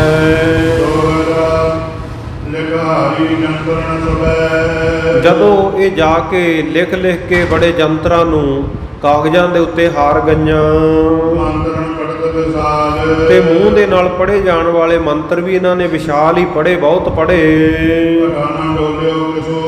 ਪਰ ਕਿਸੇ ਕੋਲੋਂ ਵੀ ਜਿਹੜਾ ਇਸਤਰੀ ਦੇ ਸਿਰ ਨਾਲ ਚਿੰਬੜਿਆ ਹੋਇਆ ਘੜਾ ਉਹ ਡੋਲਿਆ ਨਾ, ਹਿੱਲਿਆ ਨਾ। ਇਹ ਸਾਰੀਆਂ ਬਾਲ ਜਿੰਨੀਆਂ ਇਸਤਰੀਆਂ ਬੜੀਆਂ ਅਚਰਜ ਜਿਹੀਆਂ, ਹੈਰਾਨ ਜਿਹੀਆਂ ਹੋ ਗਈਆਂ ਮਨ ਵਿੱਚ।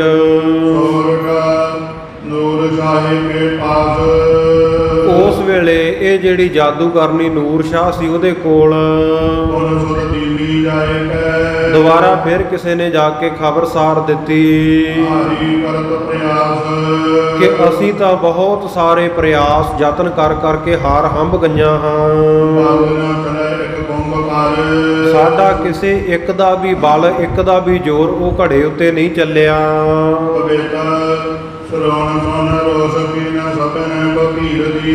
ਉਸ ਵੇਲੇ ਜਾਦੂਗਰਨੀ ਨੂਰ ਸ਼ਾਹ ਨੇ ਜਦੋਂ ਕੰਨੀ ਸੁਣਿਆ ਵੀ ਕੋਈ ਮੇਰੇ ਤੋਂ ਵੀ ਵੱਡਾ ਜਾਦੂਗਰ ਇਸ ਸ਼ਹਿਰ ਦੇ ਵਿੱਚ ਸੰਤ ਆਇਆ ਹੋਇਆ, ਮਨ ਵਿੱਚ ਬੜਾ ਇਹਨੇ ਗੁੱਸਾ ਕੀਤਾ ਤੇ ਸਾਰੀਆਂ ਨੂੰ ਇਸਤਰੀਆਂ ਨੂੰ ਇਹਨੇ ਧੀਰਜ ਹੌਸਲਾ ਦਿੱਤਾ।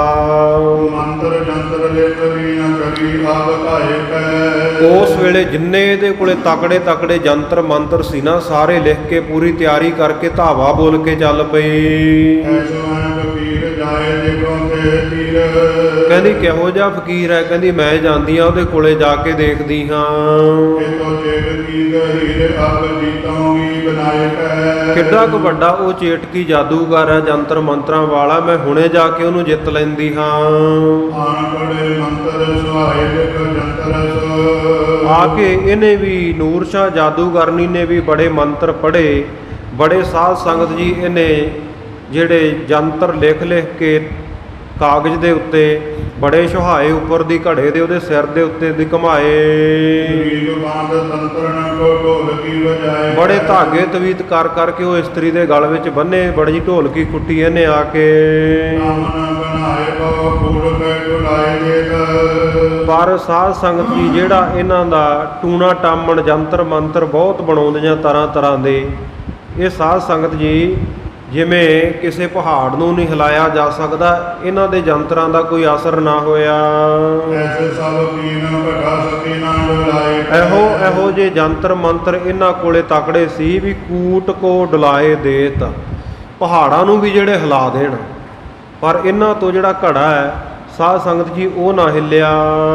ਸੋਈਆ ਭਾਵ ਸੇ ਉਪਚਾਰ ਕੀਏ। ਬੜੇ ਅਗਨੀ ਵਰਗੇ ਇਹਨਾਂ ਨੇ ਉਪਰਾਲੇ ਯਤਨ ਕੀਤੇ, ਕਰ ਲਾਗਣ ਸੀਸ ਭਇਓ ਜਲ ਨਿਆਈ। ਪਰ ਜਿਹੜਾ ਸਿਰ ਦੇ ਨਾਲ ਘੜਾ ਚਿੰਬੜਿਆ ਹੋਇਆ ਉਹ ਜਲਦੀ ਨਿਆਈ ਆ। ਜਿਵੇਂ ਅੱਗ ਦਾ ਪਾਣੀ ਉੱਤੇ ਕੋਈ ਅਸਰ ਨਹੀਂ ਹੁੰਦਾ ਨਾ, ਇਸ ਤਰ੍ਹਾਂ ਅੱਗ ਵਰਗੇ ਇਹਨਾਂ ਦੇ ਜਾਦੂ ਟੂਣਿਆਂ ਮੰਤਰਾਂ ਤੰਤਰਾਂ ਦਾ ਉਹ ਜਲਦੀ ਨਿਆਈ ਜਿਹੜਾ ਘੜਾ ਹੈ ਉਹਦੇ ਉੱਤੇ ਕੋਈ ਅਸਰ ਨਾ ਹੋਇਆ, ਉਹ ਟਸ ਤੋਂ ਮਸ ਨਾ ਹੋਇਆ। ਏਕ ਨਾ ਜੋਰ ਚਲਿਓ ਤੇ ਉਪਰ। ਬੜੀ ਇਹਨਾਂ ਨੇ ਸਟਰਗਲ ਕੀਤੀ, ਬੜੇ ਯਤਨ ਕੀਤੇ, ਪਰ ਕੋਈ ਇੱਕ ਵੀ ਜ਼ੋਰ ਕਿਸੇ ਦਾ ਨਾ ਚੱਲਿਆ। ਆਗ ਰਹੀ ਕਰ ਕੋਟ ਪਾਈ। ਉਸ ਤੋਂ ਬਾਅਦ ਜਦੋਂ ਉਹ ਬਿਲਕੁਲ ਹਾਰ ਹੰਭ ਗਈਆਂ, ਬੜੇ ਯਤਨ ਕਰਕੇ ਕਰੋੜਾਂ ਯਤਨ ਜਿਹੜੇ ਇਹਨਾਂ ਨੇ ਕੀਤੇ ਸਨ ਵਿਅਰਥ ਗਏ। ਉਧਰ ਉਹ ਇਸਤਰੀ ਜਿਹਦੇ ਸਿਰ ਦੇ ਨਾਲ ਘੜਾ ਚਿੰਬੜਿਆ ਹੋਇਆ ਬੜੀ ਦੁੱਖ ਦੇ ਨਾਲ ਆਤੁਰ ਵਿਆਕੁਲ ਦੁਖੀ ਹੋ ਗਈ। ਸਿਰ ਦੇ ਉੱਤੇ ਘੜਾ ਉਹਦੇ ਚਿੰਬੜਿਆ ਹੋਇਆ ਪਾਣੀ ਦਾ ਭਰਿਆ ਹੋਇਆ, ਬੜੀ ਵਿਆਕੁਲ ਜੀ ਹੋ ਗਈ। ਸੋ ਹਾਏ ਹਾਏ ਹਾਏ ਮਰ ਗਈ ਹੈ ਮਰ ਗਈ, ਇਉਂ ਬਾਰ-ਬਾਰ ਆਪਣੇ ਮੁਖੋਂ ਬਕਦੀ ਕਹਿੰਦੀ ਹੈ, ਮੇਰੇ ਨਾਲ ਰੱਬ ਨੇ ਆਹ ਕੀ ਵਿਧੀ ਬਣਾ ਦਿੱਤੀ, ਆਹ ਕੀ ਕਰ ਦਿੱਤਾ।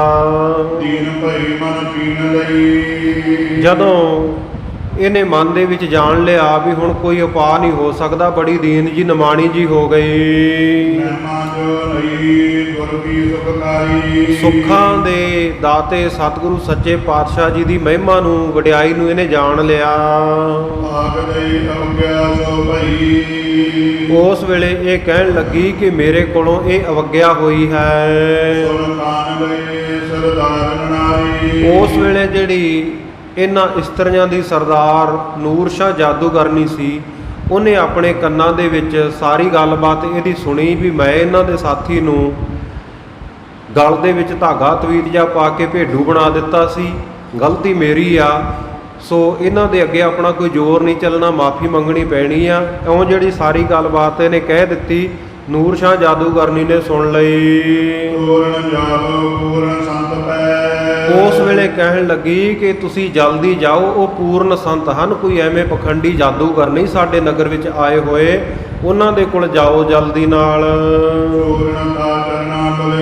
ਉਹਨਾਂ ਦੇ ਚਰਨਾਂ ਦਾ ਜਿਹੜਾ ਚੂਰਨ, ਚਰਨਾਂ ਦੀ ਜਿਹੜੀ ਧੂੜੀ ਹੈ ਉਹਦੇ ਤੋਂ ਬਲਿਹਾਰੀ ਕੁਰਬਾਨ ਜਾਈਏ। ਮੈਂ ਇਹ ਬਹੁਤ ਵੱਡਾ ਅਪਰਾਧ ਗੁਨਾਹ ਕੀਤਾ ਹੈ ਕਿ ਇਹ ਜਿਹੜਾ ਸਾਧੂ ਹੈ, ਮੈਂ ਇਹ ਸਾਧੂ ਦੀ ਵੀ ਨਰਾਦਰੀ ਕੀਤੀ ਹੈ, ਇਹਨੂੰ ਵੀ ਝੂਠ ਬੋਲਿਆ ਤੇ ਇਹਦੇ ਨਾਲ ਦੇ ਸਾਧੂ ਨੂੰ ਮੈਂ ਭੇਡੂ ਬਣਾ ਦਿੱਤਾ ਸੀ। ਤੁਸੀਂ ਕਹਿੰਦੀ ਜਲਦੀ ਜਾ ਕੇ ਉਹਦੀ ਅਰਾਧਨਾ ਕਰੋ, ਉਹਨੂੰ ਮਨਾ ਲਓ ਤਾਂ ਕਿ ਮੇਰਾ ਜਿਹੜਾ ਭਾਰੀ ਦੁੱਖ ਮਿਟ ਜਾਵੇ।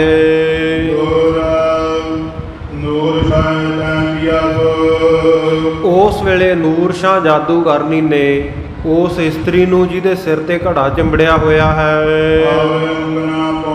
ਤੇ ਹੋਰ ਜਿਹੜੀਆਂ ਇਸਤਰੀਆਂ ਹਨ ਜਾਦੂ ਟੂਣੇ ਕਰਨ ਵਾਲੀਆਂ, ਸਾਰੀਆਂ ਨੂੰ ਨਾਲ ਲੈ ਲਿਆ। ਸਾਰੀਆਂ ਇਕੱਠੀਆਂ ਹੋ ਕੇ ਮਿਲ ਕੇ ਉੱਥੇ ਗਈਆਂ, ਜਿੱਥੇ ਘਰ ਦੇ ਬਾਹਰ ਗਲੀ ਦੇ ਵਿੱਚ ਸਤਿਗੁਰੂ ਨਾਨਕ ਦੇਵ ਮਹਾਰਾਜ ਸੱਚੇ ਪਾਤਸ਼ਾਹ ਕਮਲਾਂ ਵਰਗੇ ਚਰਨਾਂ ਵਾਲੇ ਵਿਰਾਜੇ ਹੋਏ ਬੈਠੇ ਹਨ।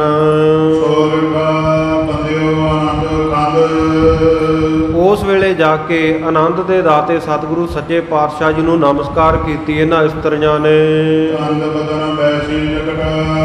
ਚੰਦਰਮਾ ਵਰਗੇ ਮੁਖ ਵਾਲੀ ਸੋਹਣੀ ਜਾਦੂਗਰਨੀ ਹੈ ਜਿਹੜੀ, ਜਾਂ ਚੰਦ ਬਦਨ ਚੰਦਰਮਾ ਵਰਗਾ ਮੁਖੜਾ ਸਤਿਗੁਰੂ ਜੀ ਦਾ, ਇਹ ਉਹਨਾਂ ਦੇ ਕੋਲ ਜਾ ਬੈਠੀ। ਉਹ ਇਹਨਾਂ ਨੂੰ ਦੇਖ ਕੇ ਕੋਲੇ ਆਈਆਂ ਨੂੰ ਸਤਿਗੁਰੂ ਸੱਚੇ ਪਾਤਸ਼ਾਹ ਮੁਕਤੀ ਦਾਤੇ ਉਸ ਵੇਲੇ ਸਤਿਗੁਰੂ ਸੱਚੇ ਪਾਤਸ਼ਾਹ ਜੀ ਬੋਲੇ ਸੂਹੀ ਮੈਂ ਸ਼ਬਦ, ਸੂਹੀ ਰਾਗ ਦੇ ਵਿੱਚ ਸ਼ਬਦ ਉਚਾਰਨ ਕੀਤਾ। ਸਤਿਗੁਰੂ ਜੀ ਦਾ ਮੁਖੋਂ ਉਚਾਰਨ ਕੀਤਾ ਹੋਇਆ ਇਹ ਵਚਨ ਸ਼ਬਦ ਹੈ। ਸੂਹੀ ਰਾਗ ਹੈ, ਪਹਿਲੇ ਪਾਤਸ਼ਾਹ ਜੀ ਦਾ ਸ਼ਬਦ ਹੈ। ਇਸ ਸ਼ਬਦ ਦਾ ਜਿਹੜਾ ਸਿਰਲੇਖ ਹੈ ਉਹ ਕੁਚੱਜੀ ਹੈ। ਤਿੰਨ ਸ਼ਬਦ ਸਤਿਗੁਰੂ ਸਾਹਿਬ ਜੀ ਨੇ ਇੱਥੇ ਉਚਾਰਨ ਕੀਤੇ ਆ, ਇੱਕ ਕੁਚੱਜੀ, ਦੂਜਾ ਸੁਚੱਜੀ ਤੇ ਇੱਕ ਗੁਣਵੰਤੀ। ਕਿਉਂਕਿ ਸਾਧ ਸੰਗਤ ਜੀ ਤਿੰਨ ਪ੍ਰਕਾਰ ਦੇ ਇਸਤਰੀਆਂ ਦੇ ਸੁਭਾਅ ਹੁੰਦੇ ਆ, ਤਿੰਨ ਪ੍ਰਕਾਰ ਦੀਆਂ ਇਸਤਰੀਆਂ ਹੁੰਦੀਆਂ ਹਨ ਸੰਸਾਰ ਦੇ ਵਿੱਚ। ਇੱਕ ਤੇ ਹੁੰਦੀ ਹੈ ਕੁਚੱਜੀ, ਜਿਹਨੂੰ ਕੋਈ ਚੱਜ ਨਾ ਹੋਵੇ, ਆਚਾਰ ਨਾ ਹੋਵੇ, ਐਥਿਕਸ ਨਾ ਹੋਣ ਕੋਈ। ਸਾਧ ਸੰਗਤ ਜੀ ਜਿਸ ਦੇ ਕੋਲ ਚੰਗਾ ਆਚਰਣ ਨਾ ਹੋਵੇ, ਭੈੜੇ ਚੱਜ ਆਚਾਰ ਵਾਲੀ ਇਸਤਰੀ ਨੂੰ ਕੁਚੱਜੀ ਕਿਹਾ ਜਾਂਦਾ। ਇਹ ਆਮ ਹੀ ਪੇਂਡੂ ਸ਼ਬਦ ਹੈ, ਪਿੰਡਾਂ ਵਿੱਚ ਵਰਤਿਆ ਜਾਂਦਾ ਕੁਚੱਜੀ, ਵੀ ਤੈਨੂੰ ਕੋਈ ਚੱਜ ਸਹੂਰ ਨਹੀਂ ਹੈ, ਤੈਨੂੰ ਕੋਈ ਢੰਗ ਤਰੀਕਾ ਨਹੀਂ ਹੈ, ਕੁਚੱਜੀ ਸ਼ਬਦ। ਔਰ ਦੂਸਰਾ ਹੈ ਸੁਚੱਜੀ, ਜਿਹੜੀ ਸ਼ੁਭ ਆਚਾਰ ਸ਼ੁਭ ਆਚਰਣ ਵਾਲੀ ਕੋਈ ਬੀਬੀ ਚੰਗੇ ਜੀਵਨ ਵਾਲੀ ਹੋਵੇ, ਉਹਦੇ ਵਾਸਤੇ ਸੁਚੱਜੀ। ਇਸੇ ਤਰ੍ਹਾਂ ਗੁਣਵੰਤੀ, ਜੋ ਗੁਣਾਂ ਦੇ ਨਾਲ ਭਰਪੂਰ ਹੈ, ਜਿਹਦੇ ਵਿੱਚ ਗੁਣ ਹੀ ਗੁਣ ਹਨ। ਇਹਨਾਂ ਨੂੰ ਤਿੰਨ ਕਿਸਮਾਂ ਨੂੰ ਸਾਧ ਸੰਗਤ ਜੀ ਇਉਂ ਵੀ ਕਿਹਾ ਜਾਂਦਾ। ਇੱਕ ਤਾਂ ਹੈ ਕੁਟਲਾ, ਜਿਹੜੀ ਕੁਟਲ ਸੁਭਾਅ ਵਾਲੀ ਹੈ, ਬੜੇ ਚਲਿੱਤਰ ਜਿਨ੍ਹਾਂ ਇਸਤਰੀਆਂ ਦੇ ਵਿੱਚ ਮਾਫ ਕਰਨਾ ਕਈ ਵਾਰ ਹੁੰਦੇ ਆ, ਇਹ ਆਮ ਹੀ ਸੰਸਾਰ ਦੇ ਵਿੱਚ ਆਪਾਂ ਦੇਖਦੇ ਆ। ਤੇ ਇਸੇ ਤਰ੍ਹਾਂ ਸਾਧ ਸੰਗਤ ਜੀ ਦੂਸਰੀ ਹੈ ਸਾਧ ਸੰਗਤ ਜੀ ਸੰਬੰਧੀ, ਜਿਸ ਦੇ ਚੰਗੇ ਸੰਬੰਧ ਆਪਣੇ ਪਰਿਵਾਰ ਦੇ ਨਾਲ, ਪਤੀ ਦੇ ਨਾਲ ਹੋਣ, ਉਹ ਸਾਧ ਸੰਗਤ ਜੀ ਦੂਸਰੇ ਪ੍ਰਕਾਰ ਦੀ ਇਸਤਰੀ ਸੰਬੰਧੀ ਹੈ। ਜਿਵੇਂ ਸਤਿਗੁਰੂ ਸਾਹਿਬ ਜੀ ਦੇ ਮਹਿਲ, ਬੀਬੀਆਂ ਇਸਤਰੀਆਂ ਗੁਰੂ ਘਰ ਦੇ ਵਿੱਚ ਬਹੁਤ ਉੱਚੇ ਜੀਵਨ ਵਾਲੀਆਂ ਹੁੰਦੀਆਂ। ਤੇ ਇੱਕ ਹੁੰਦੀ ਹੈ ਭੋਗਿਆ। ਭੋਗਿਆ ਉਸ ਇਸਤਰੀ ਨੂੰ ਕਿਹਾ ਜਾਂਦਾ ਜਿਹਦਾ ਭੋਗਾਂ ਦੇ ਨਾਲ, ਪਦਾਰਥਾਂ ਦੇ ਨਾਲ ਹੀ ਸੰਬੰਧ ਹੈ। ਇਸ ਕਰਕੇ ਪਤੀ ਨਾਲ ਪ੍ਰੇਮ ਕਰਦੀ ਹੈ ਵੀ ਪਤੀ ਘਰ ਤੋਂ ਬਾਹਰ ਜਾਂਦਾ, ਕੁਝ ਕਮਾ ਕੇ ਲਿਆਉਂਦਾ ਤੇ ਮੈਨੂੰ ਉਹ ਪੈਸਾ ਟਕਾ ਦਰਬ ਪਦਾਰਥ ਜੋ ਪਹਿਨਣ ਹੰਡਾਉਣ ਖਾਣ ਨੂੰ ਮਿਲਦਾ, ਇਸ ਕਰਕੇ ਪਤੀ ਦੇ ਨਾਲ ਪ੍ਰੇਮ ਹੈ। ਉਸ ਤਰ੍ਹਾਂ ਨਹੀਂ, ਜੇ ਪਤੀ ਨਾ ਕਮਾਵੇ, ਪਤੀ ਤੋਂ ਕੰਮਕਾਰ ਛੁੱਟ ਜਾਵੇ, ਫਿਰ ਪ੍ਰੇਮ ਟੁੱਟ ਜਾਂਦਾ। ਫਿਰ ਉਹਨੂੰ ਸਾਧ ਸੰਗਤ ਜੀ ਘਰੇ ਆਏ ਨੂੰ ਜੇ ਪਾਣੀ ਵੀ ਮੰਗੇ ਨਾ, ਤੇ ਪਾਣੀ ਦੇ ਮੰਗਿਆ ਅੱਗੋਂ ਪੱਥਰ ਹੀ ਮਾਰਦੀ ਆ, ਪੱਥਰ ਵਰਗੇ ਬੋਲ ਬੋਲਦੀ ਆ। 10ਵੇਂ ਪਾਤਸ਼ਾਹ ਨੇ ਆਪਣੀ ਬਾਣੀ ਦੇ ਵਿੱਚ ਸਾਧ ਸੰਗਤ ਜੀ ਐਸੇ ਸ਼ਬਦ ਵਰਤੇ ਆ, ਪਾਣੀ ਕੇ ਮੰਗਤ ਪਾਥਰ ਮਾਰਤ, ਨਾਰ ਕਿਦੋਂ ਘਰ ਨਾਹਨ ਆਨੀ। ਸਤਿਗੁਰੂ ਸੱਚੇ ਪਾਤਸ਼ਾਹ ਕਹਿੰਦੇ ਜਿਹੜੀ ਇਸਤਰੀ ਆਪਣੇ ਘਰ ਆਏ ਪਤੀ ਦੇ ਪਾਣੀ ਮੰਗਣ ਤੇ ਅੱਗੋਂ ਪੱਥਰ ਵਰਗੇ ਬੋਲ ਬੋਲਦੀ ਆ, ਕਹਿੰਦੇ ਉਹਨੇ ਫਿਰ ਘਰੇ ਇਸਤਰੀ ਥੋੜੀ ਲਿਆਂਦੀ ਆ, ਉਹਨੇ ਤਾਂ ਕਹਿੰਦੇ ਜੰਗਲ ਦੇ ਵਿੱਚੋਂ ਲਿਆ ਕੇ ਸ਼ੇਰਨੀ ਬੰਨੀ ਹੋਈ ਆ। ਪਤਾ ਨਹੀਂ ਕਿਹੜੇ ਵੇਲੇ ਖਾ ਜਾਵੇ, ਮਾਰੇ ਪੰਜਾ, ਕਿਹੜੇ ਵੇਲੇ ਜ਼ਖਮੀ ਕਰ ਦੇਵੇ। ਸੋ ਇਸ ਪ੍ਰਕਾਰ ਸਾਧ ਸੰਗਤ ਜੀ ਵੱਖੋ ਵੱਖਰੇ ਤਰ੍ਹਾਂ ਦੇ ਇਸਤਰੀਆਂ ਦੇ, ਬੀਬੀਆਂ ਦੇ ਜੀਵਨ ਹੁੰਦੇ ਆ। ਇੱਥੇ ਸਤਿਗੁਰੂ ਸਾਹਿਬ ਜੀ ਨੇ ਕੁਚੱਜੀ ਸ਼ਬਦ ਇਕੱਲਾ ਹੀ ਇੱਥੇ ਪ੍ਰਸੰਗ ਦੇ ਵਿੱਚ ਆਵੇਗਾ, ਦੂਜੇ ਦੋਵੇਂ ਸ਼ਬਦ ਇੱਥੇ ਭਾਈ ਸੰਤੋਖ ਸਿੰਘ ਜੀ ਨੇ ਨਾਲ ਅੰਕਿਤ ਨਹੀਂ ਕੀਤੇ, ਕਿਉਂਕਿ ਕਥਾ ਇਤਿਹਾਸ ਦੀ ਚੱਲ ਰਹੀ ਹੈ। ਇਸ ਕਰਕੇ ਟੂਕ ਮਾਤਰ ਉਹਨਾਂ ਨੇ ਇੱਕ ਸ਼ਬਦ ਇਸ਼ਾਰੇ ਮਾਤਰ ਇੱਥੇ ਵਰਣਨ ਕੀਤਾ ਹੈ। ਸੋ ਕੁਚੱਜੀ, ਭੈੜੇ ਚੱਜ ਆਚਾਰ ਵਾਲੀ ਇਸਤਰੀ, ਉਹਨਾਂ ਦਾ ਜੀਵਨ ਕੈਸਾ ਹੁੰਦਾ, ਸਤਿਗੁਰੂ ਜੀ ਉਚਾਰਦੇ ਹਨ। ਮਨ ਕੁਚੱਜੀ ਅਮਾਮਣ ਦੋਸ਼ੜੇ। ਸਤਿਗੁਰੂ ਸੱਚੇ ਪਾਤਸ਼ਾਹ ਨੇ ਉੱਤਮ ਪੁਰਖ ਦੇ ਵਿੱਚ, ਉੱਤਮ ਵਕਤੇ ਦੇ ਰੂਪ ਦੇ ਵਿੱਚ ਇਸ ਸ਼ਬਦ ਦਾ ਉਚਾਰਨ ਕੀਤਾ। ਇਹਨੂੰ ਰੂਪਕ ਅਲੰਕਾਰ ਕਹਿੰਦੇ ਆ, ਬਈ ਕਹਿਣਾ ਸਮਝਾਉਣਾ ਕਿਸੇ ਨੂੰ ਤੇ ਸ਼ਬਦ ਆਪਣੇ ਤਾਂ ਹੀ ਵਰਤਣੇ। ਜਿਵੇਂ ਸਿਆਣਾ ਕੋਈ ਸੱਸ ਸਹੁਰਾ ਹੋਵੇ ਨਾ, ਨੂੰਹ ਨੂੰ ਸਮਝਾਉਣਾ ਹੋਵੇ ਤੇ ਫਿਰ ਸਾਧ ਸੰਗਤ ਜੀ ਉਹ ਆਪਣੀ ਧੀ ਨੂੰ ਸਮਝਾਉਣ ਵਾਸਤੇ ਉੱਚੀ ਉੱਚੀ ਕਹਿੰਦੇ ਆ ਤਾਂ ਕਿ ਨੂੰਹ ਸੁਣ ਕੇ ਮੰਨ ਲਏ। ਆਮ ਹੀ ਪੰਜਾਬੀ ਦਾ ਇਹ ਅਖਾਣ ਹੈ, ਕਹਾਵਤ ਹੈ, ਜਿਹੜਾ ਆਮ ਹੀ ਵਰਤਿਆ ਜਾਂਦਾ ਪਿੰਡਾਂ ਦੇ ਵਿੱਚ, ਵੀ ਧੀਏ ਕੰਨ ਕਰ, ਨੂੰਹੇ ਸੁਣ, ਇਸ ਤਰ੍ਹਾਂ ਦਾ ਸ਼ਬਦ ਵਰਤਿਆ ਜਾਂਦਾ ਹੁੰਦਾ। ਸੋ ਇਸ ਪ੍ਰਕਾਰ ਸਾਧ ਸੰਗਤ ਜੀ ਸਤਿਗੁਰੂ ਸੱਚੇ ਪਾਤਸ਼ਾਹ ਉੱਤਮ ਪ੍ਰਕਾਰ ਦੇ ਵਕਤੇ ਆ, ਆਪਣੇ ਮਨ ਨੂੰ ਸੰਬੋਧਨ ਕਰਦੇ ਆ ਤੇ ਉਪਦੇਸ਼ ਸਾਰੀ ਕਾਇਨਾਤ ਨੂੰ, ਸਾਰੇ ਜਗਤ ਨੂੰ, ਸਾਰੇ ਪ੍ਰਾਣੀਆਂ ਨੂੰ, ਸਾਰੇ ਜੀਵਾਂ ਨੂੰ ਬਖਸ਼ਿਸ਼ ਕਰ ਰਹੇ ਹਨ। ਮਨ ਕੁਚੱਜੀ ਅਮਾਵਣ ਡੋਸੜੇ। ਮਨ ਕਹੀਏ ਮੇਰੇ ਵਿੱਚ ਕੋਈ ਚੱਜ ਨਹੀਂ ਹੈ, ਸੁਚੱਜੀ ਨਹੀਂ ਹਾਂ ਮੈਂ ਜੀਵ ਰੂਪੀ ਇਸਤਰੀ, ਮੇਰੇ ਮਨ ਦੇ ਵਿੱਚ ਕੁਚੱਜ ਹੈ, ਭੈੜੇ ਭੈੜੇ ਆਚਰਣ ਹਨ ਤੇ ਅਮਾਵਣ ਡੋਸੜੇ, ਮੇਰੇ ਵਿੱਚ ਜਿਹੜੇ ਆ ਦੋਸ਼ ਹੀ ਦੋਸ਼ ਭਰੇ ਹੋਏ ਹਨ, ਕੋਈ ਗੁਣ ਨਹੀਂ ਹੈ। ਮੈਂ ਕਿਵੇਂ ਆਪਣੇ ਪਤੀ ਨੂੰ ਰਾਵਣ ਜਾਵਾਂ, ਕਿਵੇਂ ਆਪਣੇ ਪਤੀ ਦਾ ਆਨੰਦ ਮਾਣਾ, ਉਹਦੀ ਸੰਗਤ ਦਾ, ਕਿਵੇਂ ਪਰਮੇਸ਼ਰ ਰੂਪੀ ਪਤੀ ਦੇ ਗੁਣਾਂ ਦਾ ਉਚਾਰਨ ਕਰਾਂ। ਕਿਉਂਕਿ ਜਦੋਂ ਆ ਗੁਰੂ ਕੀ ਸੰਗਤ ਵਿੱਚ ਆ ਕੇ ਵੇਖਦੇ ਆ ਨਾ, ਤੇ ਇੱਥੇ ਤਾਂ ਇੱਕ ਤੋਂ ਇੱਕ ਚੜ੍ਹਦੀ ਕਲਾ ਵਾਲੀਆਂ ਜੀਵ ਰੂਪੀ ਇਸਤਰੀਆਂ ਬੈਠੀਆਂ, ਇੱਕ ਤੋਂ ਇੱਕ ਚੜ੍ਹਦੀ ਕਲਾ ਵਾਲੇ ਜਗਿਆਸੂ ਗੁਰੂ ਕੇ ਸਿੱਖ ਇੱਥੇ ਬੈਠੇ ਹੁੰਦੇ ਆ। ਇਸ ਕਰਕੇ ਆਪਣੇ ਆਪ ਵਿੱਚ ਮਾਣ ਨਹੀਂ ਕਦੇ ਵੀ ਕਰਨਾ ਵੀ ਮੈਂ ਇੰਨੀ ਬਾਣੀ ਪੜ੍ਹਦਾ, ਮੈਂ ਇੰਨਾ ਵੱਡਾ ਗਿਆਨੀ, ਮੈਂ ਇੰਨਾ ਵੱਡਾ ਕਥਾਵਾਚਕ, ਮੈਂ ਇੰਨਾ ਵੱਡਾ ਕੀਰਤਨੀਆ, ਮੈਂ ਇੰਨਾ ਵੱਡਾ ਸੇਵਾਦਾਰ। ਗੁਰੂ ਕੀ ਸੰਗਤ ਦੇ ਵਿੱਚ ਇੱਕ ਤੋਂ ਇੱਕ ਚੜ੍ਹਦੀ ਕਲਾ ਵਾਲੇ, ਚੜ੍ਹਦੀ ਅਵਸਥਾ ਵਾਲੇ ਗੁਰਸਿੱਖਾਂ ਦਾ ਵਾਸਾ ਹੁੰਦਾ ਹੈ।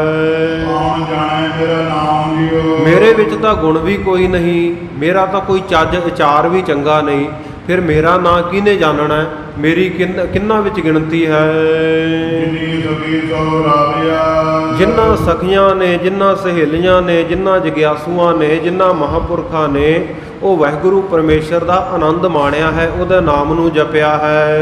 ਸੇ ਅੰਬੀ ਛਾਬੜੀਏ ਜੀਓ। ਉਹ ਤਾਂ ਜਿਵੇਂ ਅੰਬਾਂ ਦੀ ਛਾਂ ਵਾਲੇ ਦਰਖਤ ਹੁੰਦੇ ਆ ਨਾ, ਇਹੋ ਜਿਹੇ ਮਹਾਤਮਾ ਮਹਾਂਪੁਰਖ ਹੈ। ਦੁਨੀਆ ਵਿੱਚ ਦਰਖਤ ਬਹੁਤ ਹੈ, ਪਰ ਸਾਧ ਸੰਗਤ ਜੀ ਅੰਬ ਦਾ ਦਰਖਤ ਆ ਨਾ ਜਿਹੜਾ, ਇਹਨੂੰ ਸ੍ਰੇਸ਼ਟ ਉੱਤਮ ਮੰਨਿਆ ਗਿਆ। ਕਿਉਂ?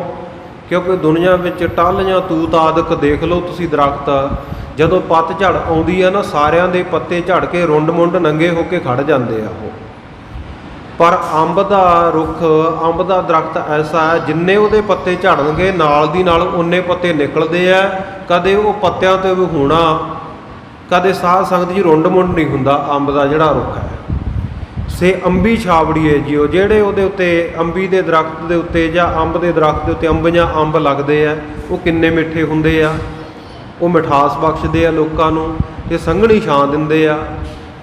ਇਸੇ ਪ੍ਰਕਾਰ ਜਿਹੜੇ ਮਹਾਂਪੁਰਖ ਰੱਬ ਦੇ ਪਿਆਰੇ ਆ, ਉਹ ਸਾਧ ਸੰਗਤ ਜੀ ਅੰਬ ਦੇ ਦਰਖਤਾਂ ਦੇ ਵੱਤ ਜਿਵੇਂ ਉਹ ਮਿੱਠੇ ਫਲ ਦਿੰਦੇ ਆ, ਇਉਂ ਆਪਣੀ ਜ਼ੁਬਾਨ ਤੋਂ ਮਿੱਠੇ ਮਿੱਠੇ ਬਚਨ ਬੋਲਦੇ ਆ, ਮਿੱਠਾ ਮਿੱਠਾ ਉਪਦੇਸ਼ ਗੁਰੂ ਕੀ ਸੰਗਤ ਨੂੰ ਕਰਦੇ ਆ।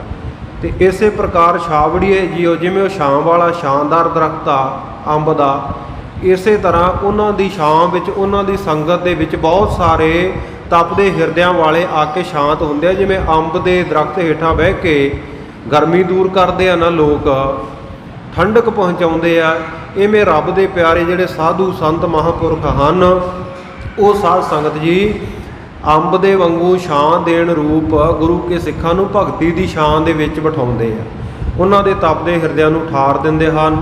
ਸੋ ਇਸ ਪ੍ਰਕਾਰ ਸਾਧ ਸੰਗਤ ਜੀ ਇਹ ਸ਼ਬਦ ਲੰਮੇਰਾ ਹੈ, ਪੂਰੀ ਵਿਚਾਰ ਕਰਾਂਗੇ ਤੇ ਬਹੁਤ ਲੰਮਾ ਸਮਾਂ ਚਾਹੀਦਾ ਹੈ। ਸੰਖੇਪ ਕਰਕੇ ਲੰਘ ਜਾਈਏ ਅੱਖਰੀ ਅਰਥ ਤੇ ਫਿਰ ਸਾਧ ਸੰਗਤ ਜੀ ਉਹ ਗੱਲ ਨਹੀਂ ਬਣਨੀ ਜਿੰਨਾ ਕੁ ਆਪਾਂ ਵਿਚਾਰਨਾ ਚਾਹੁੰਦੇ ਹਾਂ ਸ਼ਬਦ ਨੂੰ। ਇਸ ਕਰਕੇ ਕੱਲ੍ਹ ਨੂੰ ਮੁੱਢ ਤੋਂ ਦੁਬਾਰਾ ਇਹ ਮੁੱਖ ਵਾਕ ਨੂੰ ਆਪਾਂ ਕੱਲ੍ਹ ਦੇ ਦੀਵਾਨ ਦੇ ਵਿੱਚ ਵਿਚਾਰਾਂਗੇ। ਅੱਜ ਦਾ ਕਥਾ ਦਾ ਸਮਾਂ ਇੱਥੇ ਹੀ ਸੰਪੂਰਨ ਹੈ। ਕਥਾ ਵਿਚਾਰਾਂ ਦੌਰਾਨ ਹੋਈਆਂ ਬੇਅੰਤ ਭੁੱਲਾਂ ਦੀ ਆਪ ਸਮੂਹ ਸੰਗਤਾਂ ਨੇ ਖਿਮਾ ਬਖਸ਼ਿਸ਼ ਕਰਨੀ। ਗਰੀਬ ਨਵਾਜ ਸੱਚੇ ਪਾਤਸ਼ਾਹ ਕਿਰਪਾ ਕਰਨ, ਸਮਰਥ ਬਖਸ਼ਣ, ਸੇਵਾ ਤੇ ਸਿਮਰਨ ਦੀ ਦਾਤ ਦੇ ਨਾਲ ਨਿਵਾਜਣ। ਆਓ ਸਮਾਪਤੀ ਦੀਆਂ ਤੁਕਾਂ ਪੜ੍ਹ ਕੇ ਅਰਦਾਸ ਬੇਨਤੀ ਵਿੱਚ ਹਾਜ਼ਰੀ ਲਵਾਈਏ। ਇੱਥੇ ਵਿਚਾਰਾਂ ਨੂੰ ਵਿਸ਼ਰਾਮ ਦਿੰਦਾ ਹਾਂ। ਇੱਕ ਦੋ ਇੱਕ ਚੜ੍ਹੰਦੀਆਂ, ਕੌਣ ਜਾਣੈ ਮੇਰਾ ਨਾਉ ਜੀਓ।